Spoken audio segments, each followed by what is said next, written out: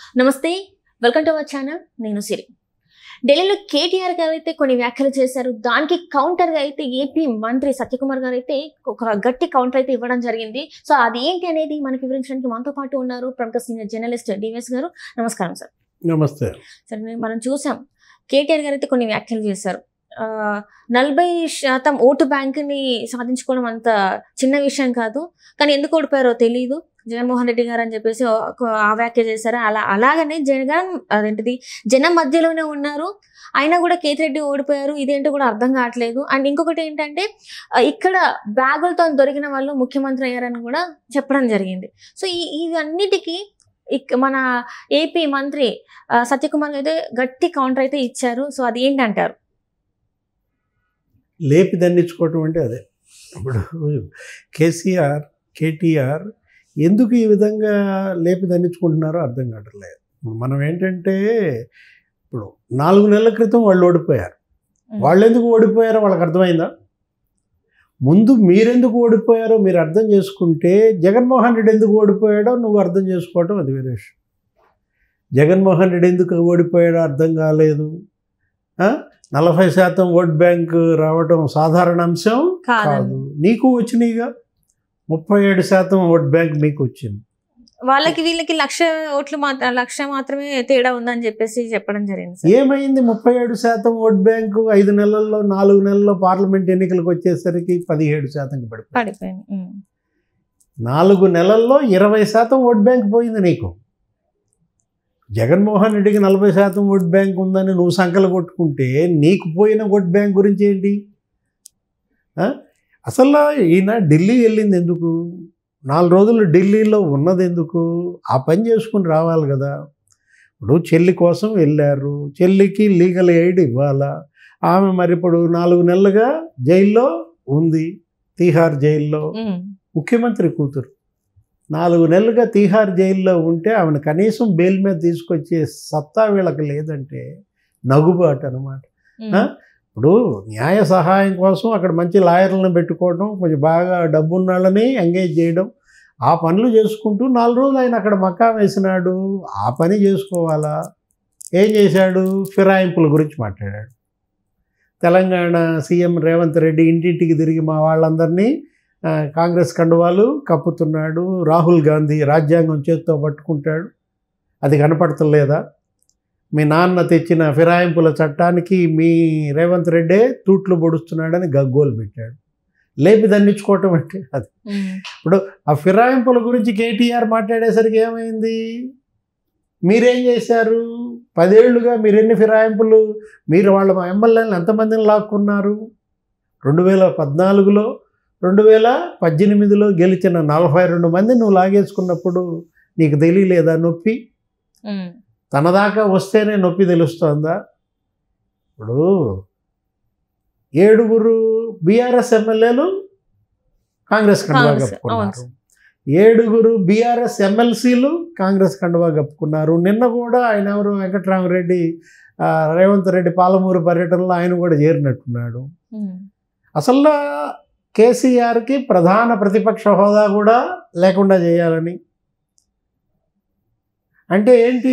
ఇప్పుడు BRS LP కాంగ్రెస్లో విలీనం అయిపోద్దంట. నిన్నెవరు అంటున్నారా? విప్ 20 మంది ఎమ్మెల్యేలు సిద్ధంగా ఉన్నారంట కాంగ్రెస్లో కలవడానికి. అది చూసుకోండి. ముందు మీ పార్టీని మీరు ఎలా కాపాడుకోవాలో చూసుకోకుండా జగన్ ఎలా ఓడిపోయాడు అర్థం కావట్లేదు, కేతిరెడ్డి ఎలా ఓడిపోయాడు అర్థం కావటం లేదనేసరికి నీకు సత్యకుమార్కి మరి కోపం వచ్చింది. ఏంటి? ధర్మవరం కేతిరెడ్డి ఎందుకు ఓడిపోయాడో ధర్మవరం వచ్చి అడగవయ్యా. Good morning Dharmavaram, good morning Kethireddy అని చెప్పి పెట్టి ఎన్ని స్థలాలు కబ్జా చేశాడు, ఎన్ని గుట్టలు కొండలు ఆక్రమించాడు. ఎర్రగుట్టల 20 ఎకరాల ఎర్రగుట్టలు ఆక్రమించి చెరువులు కబ్జాలు చేసేసి ఏంటి అక్కడ పెద్ద ప్యాలెస్ కట్టాడంట. దాన్ని లోకేష్ బాబు పాదయాత్రలో బయట పెట్టాడు యువగాళం. అవన్నీ కూడా ఏరియల్ వ్యూస్ తీసుకుని అదంతా ఎక్స్పోజ్ చేసేసరికి ఎమ్మటి లబలబలాడుతూ వచ్చి కరకట్ట మీద పడ్డాడు. వీళ్ళ ఇల్లు వీళ్ళ ఫోటోలు తీయటానికి కేతిరెడ్డి పరిగెత్తుకొచ్చాడు. ఋషికొండలో జగన్మోహన్ రెడ్డి 500 కోట్లతో కట్టిన ప్యాలెస్ మీకు తెలుసు. దానికన్నా ముందే కేతిరెడ్డి ఎర్రగుట్టల మీద ఒక ప్యాలెస్ కట్టాడనమాట. కేతిరెడ్డి ఎందుకు ఓడిపోయాడనేది సత్యకుమార్ వాళ్ళ ట్వీట్లో చెప్పాడనమాట. కబ్జాలు, కరప్షన్, కమిషన్లు. ఏమన్నాడు సత్యకుమార్? ఒకే జాతి పక్షులు మీరు అని చెప్పేసి మాట్లాడుకుంటున్నాయి, ఒకళ్ళనొకళ్ళు ఓదార్చుకుంటున్నాయి, birds of same feather flock together అనో ఏదో అన్నాడు.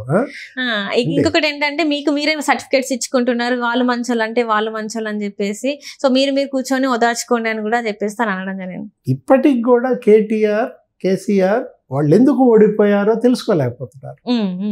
ఏమన్నాడు నిన్న ఇంకో మాట బ్లండరు ఢిల్లీలో మాట్లాడుతూ, జనంలో ఉన్నాళ్ళు ఓడిపోయారు, జనంలో లేనాళ్ళు ఓడిపోయారు అంటాడు. అంటే వాళ్ళే చెప్పుకుంటున్నారు అంటే ఏంటి? ఒకే ఘాట కట్టుకుంటున్నాడు అనమాట. అంటే మీరు ఓడిపోయింది జనంలో లేక సరే అనుకుందాం, మరి జగన్మోహన్ రెడ్డి ఎందుకు ఓడిపోయాడు, కేతిరెడ్డి ఎందుకు ఓడిపోయాడు అంటాడు. అభివృద్ధి చేసిన వాళ్ళం ఓడిపోయాం, చేయనాళ్ళు ఓడిపోయారు అంటాడు. సంక్షేమం ఇచ్చినాళ్ళు ఓడిపోయారు, చేసిన వాళ్ళు గెలిచారు అంటాడు. అసలు అసంబద్ధంగా మాట్లాడుతున్నాడు. ఇప్పటికీ ఆయన ఓటమి షాక్ నుంచి బయటపోనట్లుగా కనపడుతోంది. గతంలో సిరిసిల్లలో నువ్వు ఎలా గెలిచావు? ఇప్పుడు సిరిసిల్లలో నీకు మెజార్టీ వచ్చిందా? పార్లమెంట్ ఎన్నికల్లో సిరిసిల్లలో నీకు మెజార్టీ తెచ్చుకోలేదంటే ఇవాళ నువ్వు సిరిసిల్ల ఎమ్మెల్యేగా నువ్వు నైతిక బాధ్యత వహించి రాజీనామా చేయాలి. ఇప్పుడు అక్కడే కాదు, మొత్తం 2 పార్లమెంట్లలో తప్ప ఇంకెక్కడా 3వ స్థానంలో లేదు బీఆర్ఎస్. మొత్తం జాతీయ పార్టీలు తెలంగాణ ఆక్రమించేశాయి.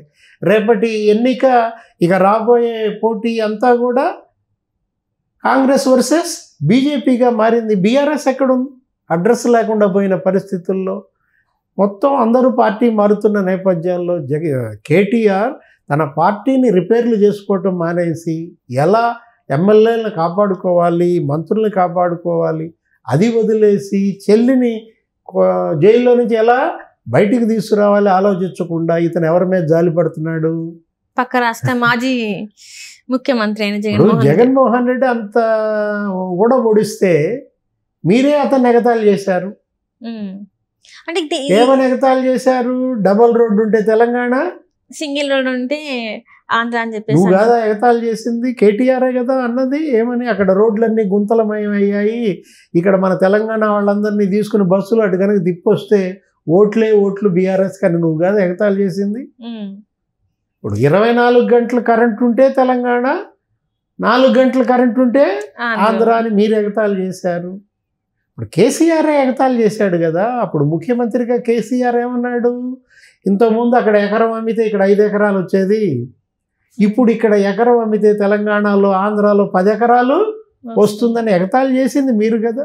జగన్మోహన్ రెడ్డి పరిపాలనని నవ్వుల పాలు చేసింది మీరైతే జగన్ ఓటమికి కారణం వీళ్ళే.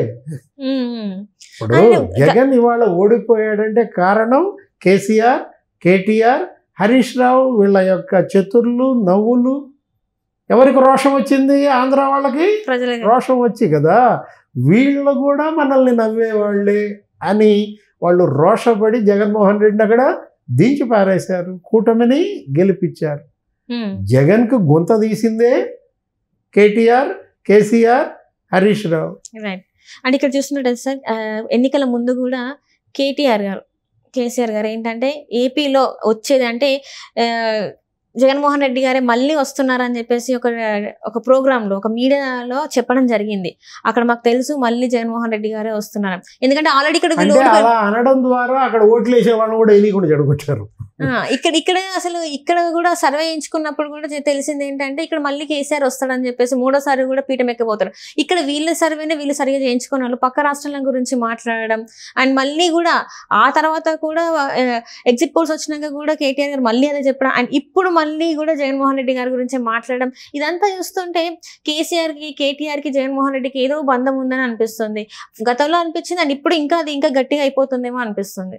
వాళ్ళ బంధం ఏమో కానీ కట్టగట్టుకుని వాళ్ళు వీళ్ళు కలిసి వాళ్ళు బంగాళాఖాతంలో దూకిన పరిస్థితి అనమాట. 2 పార్టీలు ఇవాళ బతికే పరిస్థితి లేకుండా పోయిందంటే ఇవాళ బీఆర్ఎస్ ఉనికి తెలంగాణలో అదృశ్యమవుతుంది. అక్కడ రేపు వైఎస్ఆర్ కాంగ్రెస్ పార్టీ ఉనికి ఆంధ్రప్రదేశ్లో అదృశ్యమవుతుంది. ఇప్పుడు వీళ్ళు పార్టీని నడపలేని పరిస్థితుల్లో వీళ్ళు చేస్తున్నటువంటి వ్యాఖ్యలు మరింత నవ్వుల పాలు అవుతున్నాయి. రైట్.